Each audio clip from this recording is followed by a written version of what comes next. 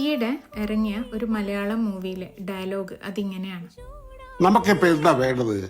നമ്മളെ നല്ലപോലെ സ്നേഹിക്കുന്ന, നമ്മളെ നന്നായി നോക്കുന്ന ഒരാൾ, അല്ലേ? അതിന് ഞാൻ തന്നെ പോരെ?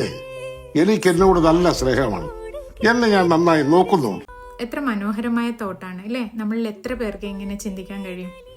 നമ്മളെപ്പോഴും നമ്മുടെ സന്തോഷം, നമ്മുടെ ഹാപ്പിനെസ് എന്നൊക്കെ നമ്മൾ തേടുന്നത് മറ്റുള്ളവരിൽ നിന്നാണ്.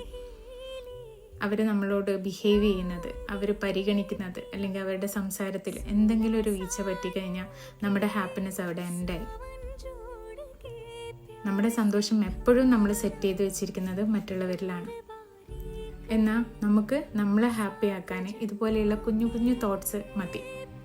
ഗ്രാറ്റിറ്റ്യൂഡ് എന്ന് പറയുന്നത് നമുക്ക് എപ്പോഴും പോസിറ്റിവിറ്റി നൽകുന്ന ഒന്നാണ്.